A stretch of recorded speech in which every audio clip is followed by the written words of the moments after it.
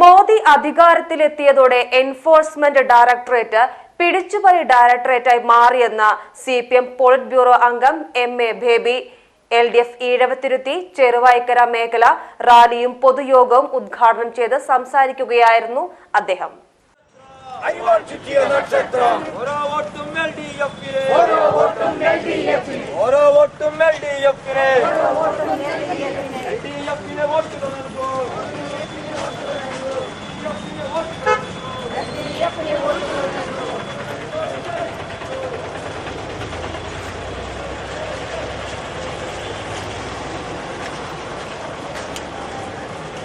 രാജ്യത്തെ ഏറ്റവും വലിയ കൊള്ളയാണ് ഇലക്ട്രോ ബോണ്ടിലൂടെ BJPയും കോൺഗ്രസും ഉൾപ്പെടെയുള്ള രാഷ്ട്രീയ പാർട്ടികൾ നടത്തിയത്.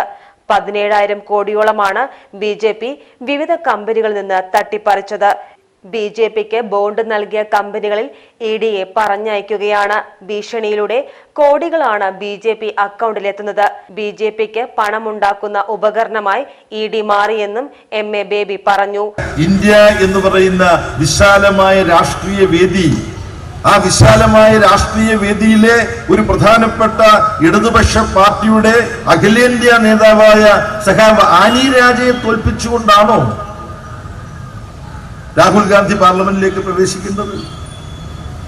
BJPയെ തോൽപ്പിച്ചുകൊണ്ട് രാഹുൽ ഗാന്ധിക്ക് ജയിക്കാൻ പറ്റിയ മണ്ഡലങ്ങളില്ലേ? വയനാടിൽ നിന്ന് കാലൊന്നെടുത്ത് അപ്പുറത്തേക്ക് വെച്ചാൽ തമിഴ്നാടായി. വയനാട് കേരളത്തിന്റെ കിഴക്ക് ഭാഗത്തുള്ള വയനാട്, ആ വയനാടിനെ തൊട്ടുകിടക്കുന്ന സംസ്ഥാനം ഒന്ന് തമിഴ്നാടാണ്, മറ്റൊന്ന് കർണാടകമാണ്. ഈ രണ്ട് സംസ്ഥാനങ്ങളിലുമുണ്ട് BJPയെ തോൽപ്പിച്ചിട്ട് കോൺഗ്രസിന് ജയിക്കാൻ കഴിയുന്ന സീറ്റുകൾ.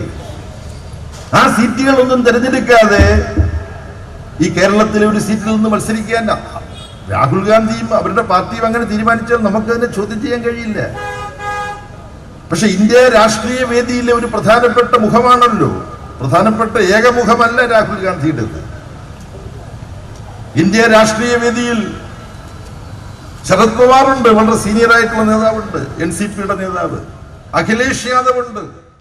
കുണ്ടുകടവ് ജംഗ്ഷനിൽ നടന്ന പരിപാടിയിൽ P ഗംഗാധരൻ അധ്യക്ഷത വഹിച്ചു. P നന്ദകുമാർ MLA, VP സാനു, professor MM Narayanan, CP Muhammad Kunhi, K Babu എന്നിവർ പങ്കെടുത്ത് സംസാരിച്ചു. A അബ്ദുറഹ്മാൻ സ്വാഗതവും K ദിവാകരൻ നന്ദിയും പറഞ്ഞു. Page TV news Ponnani.